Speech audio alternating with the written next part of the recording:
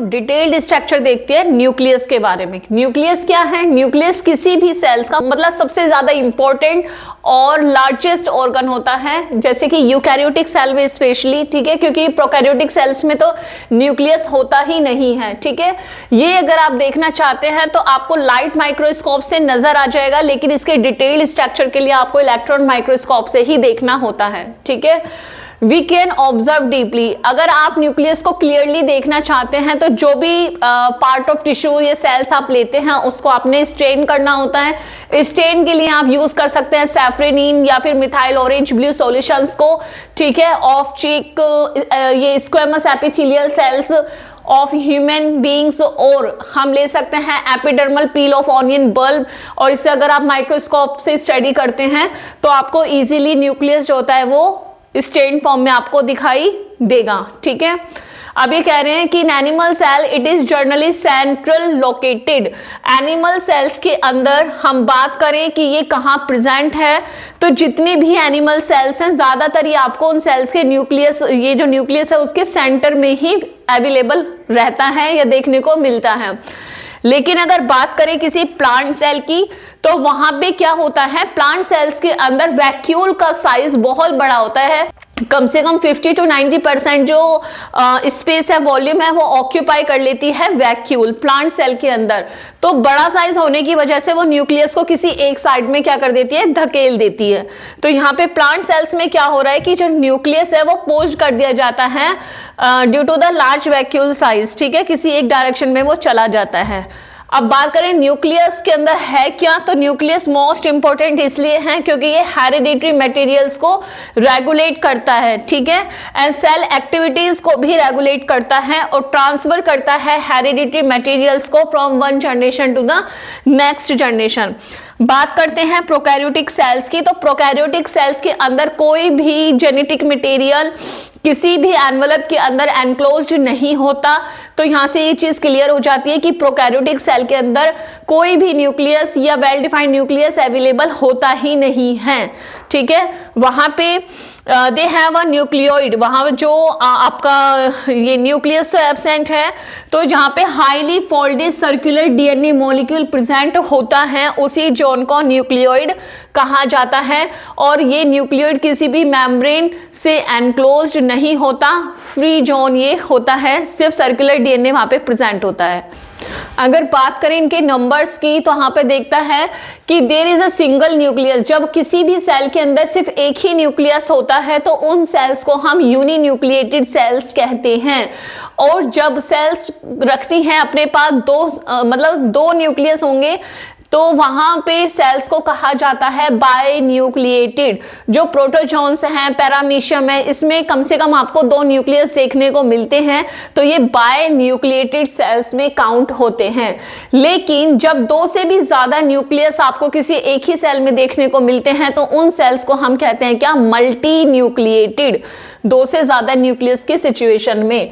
बात करते हैं शेप की, तो जो शेप होती है वो मतलब मेजरली तो स्फेरिकल होती है, बाकी अकॉर्डिंग टू वर्क और एक्टिविटीज जो शेप होती है वो वरी कर सकती है, अलग अलग होती है। अब बात करते हैं कि न्यूक्लियस में केमिकल कंपोजिशन क्या है, तो केमिकली अगर हम देखें तो जो न्यूक्लियस है उसमें आपका प्रोटीन है, डीएनए, आरएनए और लिपिड्स प्रेजेंट होते हैं। और परसेंटेज के अकॉर्डिंग देखें तो इसमें सबसे ज्यादा होती है 80% प्रोटीन, 12% अराउंड इसमें डीएनए प्रेजेंट है, 5% आरएनए और रिमेनिंग 3% तक इसमें लिपिड्स प्रेजेंट होती है। किसी भी न्यूक्लियस की केमिकल कंपोजिशन हमने यहाँ पे देखी है। तो बेटा बात कर रहे थे किसकी, स्ट्रक्चर ऑफ न्यूक्लियस की। तो इस स्ट्रक्चर में बताया जा रहा है कि जो न्यूक्लियस है उसके अपने भी कुछ क्या होते हैं, कंपोनेंट्स होते हैं। तो कितने टोटल कंपोनेंट्स कितने हैं, 5, ठीक है, न्यूक्लियस में। तो सबसे पहली जो बात आती है वो आती है किसकी, न्यूक्लियर की मेम्ब्रेन की, यानी न्यूक्लियर एनवेलप की, ठीक है। सेकेंड नंबर पे आता है जो फ्लूइड न्यूक्लियर मेम्ब्रेन के अंदर फुल फिल्ड है, जिसे हम न्यूक्लियोप्लाज्म या न्यूक्लियर सैप कहते हैं। थर्ड नंबर पे आता है आपका क्रोमेटिन मींस जेनेटिक मटेरियल, जो एक लॉन्ग थ्रेड लाइक स्ट्रक्चर्स के अंदर प्रेजेंट होता है, ठीक है। फोर्थ नंबर पे आता है आपका नेक्स्ट ग्लोबुलर स्ट्रक्चर, जो कि न्यूक्लियस के अंदर प्रेजेंट होती है, जिसे हम न्यूक्लियोलस कहते हैं।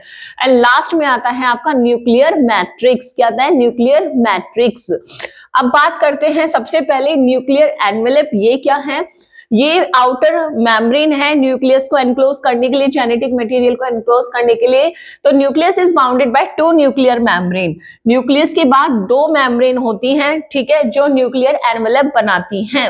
इनकी दोनों न्यूक्लियर मेम्ब्रेन की जो स्ट्रक्चर होती है वो इस तरह से होती है कि एक आउटर मेम्ब्रेन होती है और एक इनर मेम्ब्रेन होती है, यानी दोनों अलग अलग मेम्ब्रेन हैं जो क्या कर रही है, क्लोज करती हैं फ्लूइड फिल्ड स्पेस को in between called inter membrane space और प्री न्यूक्लियर स्पेस। यानी जो न्यूक्लियस होता है, न्यूक्लियस के बाहर इस तरह से ये डबल मेम्ब्रेन स्ट्रक्चर है और दोनों मेम्ब्रेन के बीच में भी एक फ्लूइड प्रेजेंट है, ये फ्लूइड फिल्ड स्पेस होता है। और ये है इनर मेम्ब्रेन, ये है आउटर मेम्ब्रेन, और दोनों मेम्ब्रेन के बीच में जो स्पेस है वो हो गया हमारा इनर मेम्ब्रेन स्पेस या प्री न्यूक्लियर स्पेस। ओके, हर एक मेम्ब्रेन जो होती है, चाहे वो इनर मेम्ब्रेन है चाहे वो आउटर मेम्ब्रेन है, इसकी जो केमिकल कंपोजिशन है वो just like a cell membrane या प्लाज्मा मेम्ब्रेन की ही तरह होती है। नेक्स्ट की nuclear envelope separate the nuclear content. अब ये न्यूक्लियर एनवेलप कर क्या रहा है, क्योंकि ये न्यूक्लियस जो है वो सेल के अंदर प्रेजेंट है और सेल के अंदर जो फ्लूइड है वो क्या है, साइटोप्लाज्म है, और इसके अंदर जो लिक्विड है उसे क्या कहते हैं, न्यूक्लियोप्लाज्म। तो ये मेम्ब्रेन के होने की वजह से क्या हो रहा है, साइटोप्लाज्म और न्यूक्लियोप्लाज्म सेपरेट हो रहे हैं, ठीक है। तो न्यूक्लियर एनवेलप क्या कर रहा है, सेपरेट कर रहा है किसको, न्यूक्लियर कंटेंट्स को, जितना भी न्यूक्लियस के अंदर कंटेंट है उसको सेपरेट करता है फ्रॉम द साइटोप्लाज्म।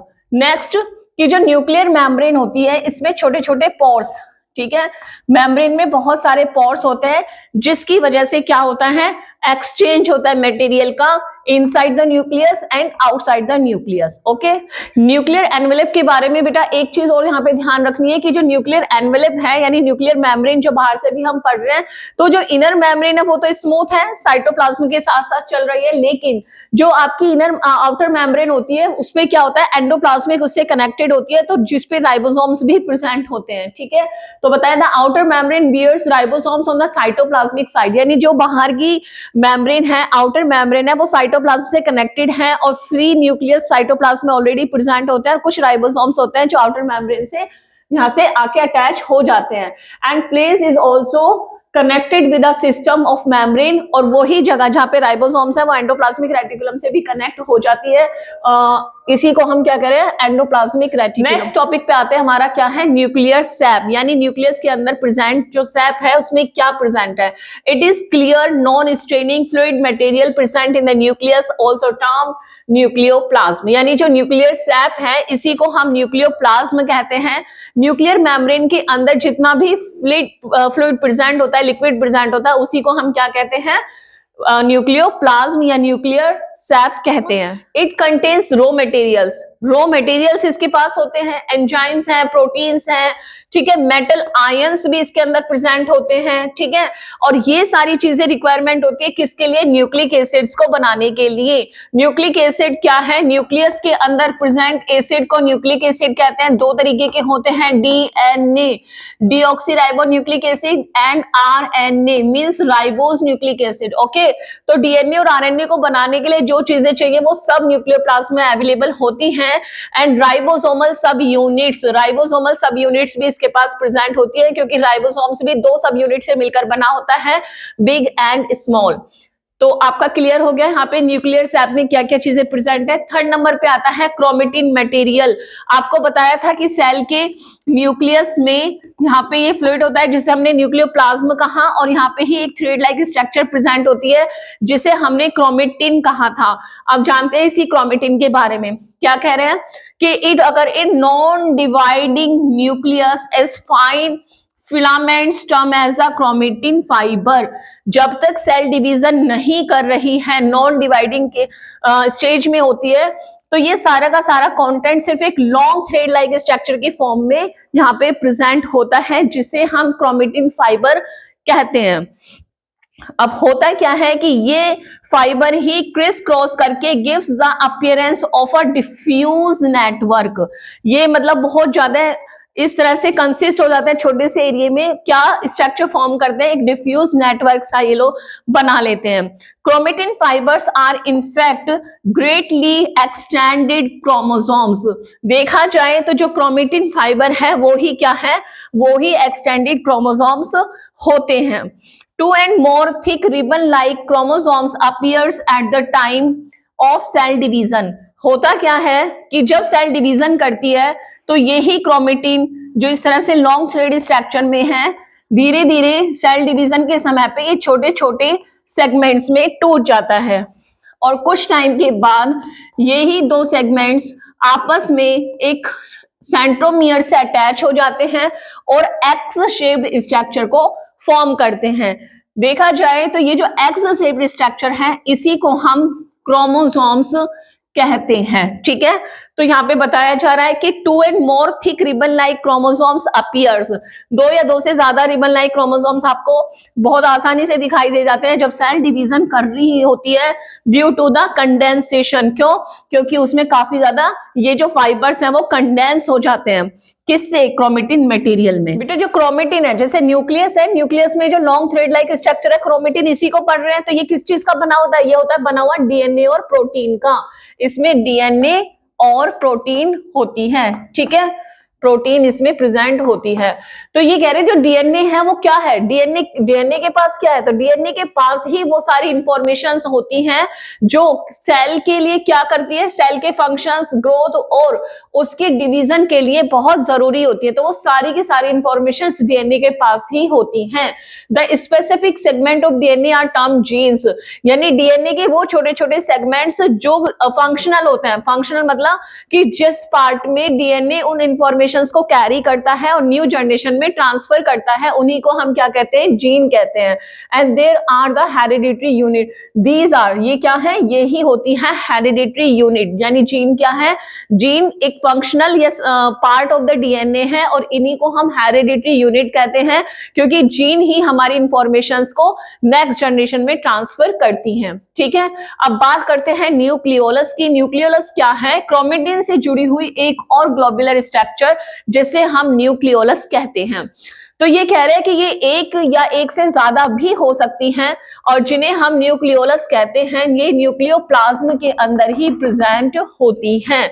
ये काफी डेंस होती है, डार्क स्ट्रेन होती हैं और ग्रेन्युलर होती है। यानी इसकी ये जो ग्लोबुलर स्ट्रक्चर है ये किसी भी मेम्ब्रेन से बाउंडेड नहीं होती। न्यूक्लियोलस के पास कोई भी मेम्ब्रेन नहीं होती, ये विदाउट मेम्ब्रेन होती हैं और ग्रेन्युलर होती हैं। ठीक है, नेक्स्ट कि इसके अंदर आरएनए जो होता है वो काफी क्वांटिटी में स्टोर रहता है और इसमें राइबोसोम्स की सिंथेसिस होती है।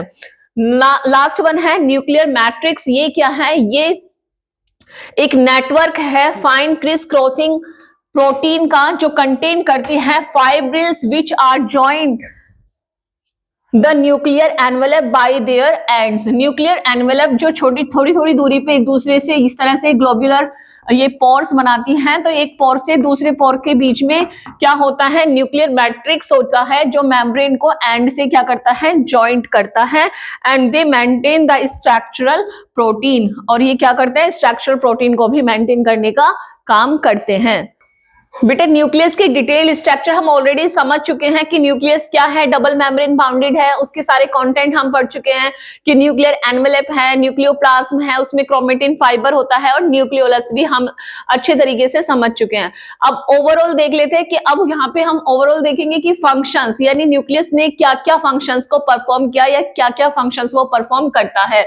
तो सबसे पहले हम बात करते हैं किसकी, कि it control all the metabolical activities of the cell. Metabolical activities वो एक्टिविटीज होती है जिसमें कोई केमिकल कंपाउंड बन रहा होता है या टूट रहा होता है। इन्हीं को एनाबॉलिक और कैटाबॉलिक रिएक्शंस कहते हैं और कंबाइंडली इन्हीं को हम मेटाबॉलिक रिएक्शंस में काउंट करते हैं। ठीक है, ये हो गई मेटाबॉलिक रिएक्शंस। तो सेल के अंदर जो भी टूट फूट चलेगी उस सबको कंट्रोल करने का काम किसका होता है? न्यूक्लियस का ही होता है। नेक्स्ट कि जितनी भी ग्रोथ से रिलेटेड प्रोटीन चाहिए, इंफॉर्मेशन चाहिए, वो भी सब डीएनए के फॉर्म में न्यूक्लियस के पास ही होती है। नेक्स्ट कि जो राइबोसोम्स है जिससे प्रोटीन सिंथेसिस होगी तो उसका फॉर्मेशन भी न्यूक्लियस के अंदर, न्यूक्लियोलस के अंदर ही होता है। सेल का डिवीजन या सेल साइकिल ये भी किससे कंट्रोल होती है? ये सारी इंफॉर्मेशंस भी किसके पास है? डीएनए के पास है, जो कि न्यूक्लियस में है। तो न्यूक्लियस ही किसी भी सेल के डिवीजन को कंट्रोल करता है, उसकी सेल साइकिल को कंट्रोल करता है। It contain genetic informations. Chromosomes DNA में है। डीएनए जो आपका न्यूक्लियस है उसमें क्रोमोसोम्स होते हैं। क्रोमोसोम्स बेसिकली प्रोटीन और डीएनए से ही बना है। तो जितनी भी जेनेटिक इंफॉर्मेशंस होती है वो सब डीएनए में है। और डीएनए की वो छोटी सी सेगमेंट या वो पार्ट आप कह सकते हो जिसमें जेनेटिक इंफॉर्मेशंस कैरी हो रही है, उसे हम जीन कहते हैं। और इसी जीन से फर्स्ट जनरेशन से वो जेनेटिक इंफॉर्मेशन नेक्स्ट जनरेशन में ट्रांसफर होती है। तो इस तरीके से किसी भी सेल को मॉनिटर करना, कंट्रोल करना, ये सारा का सारा जो काम होता है वो न्यूक्लियस का ही होता है।